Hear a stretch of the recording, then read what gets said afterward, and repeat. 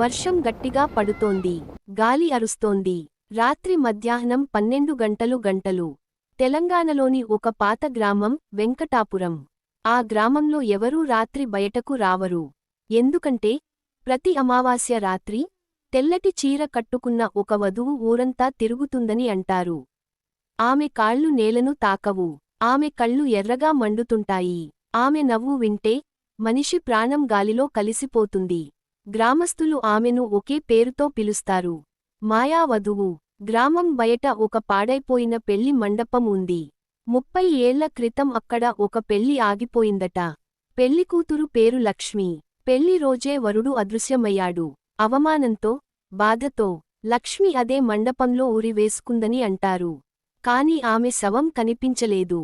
ఆ రాత్రి నుంచి అమావాస్య రోజున వధువు వస్తోందట. ఒక రోజు పట్టణం నుంచి కొత్తగా పెళ్లైన జంట వచ్చారు. వాళ్లు గ్రామంలో పాత ఇంటిని అద్దెకు తీసుకున్నారు. ఆమె పేరు సిరి.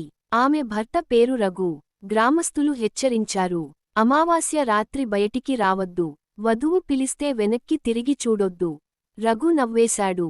ఇవి పాత వాళ్ల భయాలే అన్నాడు. అమావాస్య వచ్చింది. రాత్రి 12 అయింది. ఇంట్లో అకస్మాత్తుగా గజ్జెల శబ్దం. ఛన్ ఛన్ ఛన్. సిరి భయంతో లేచింది.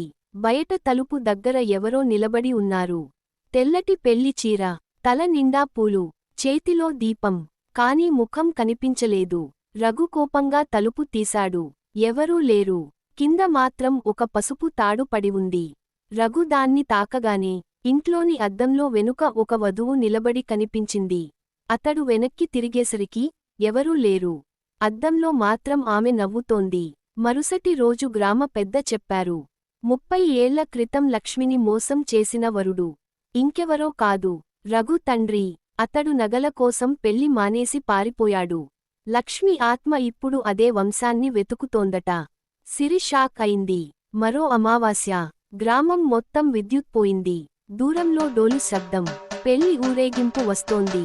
కాని అందరూ తలలేని మనుషులు. మధ్యలో వధువు. ఆమె ఇంటి ముందు ఆగింది. వరుడు, బయటకు రా అని భయంకరంగా అంది. రఘు తలుపు వెనక వణికిపోయాడు. సిరి రఘును చూసి అంది, నువ్వే ఎందుకు భయపడుతున్నావు? అతడు ఏడుస్తూ చెప్పాడు, నేను రఘు కాదు. నేనే ఆ వరుడి కొడుకు కాదు.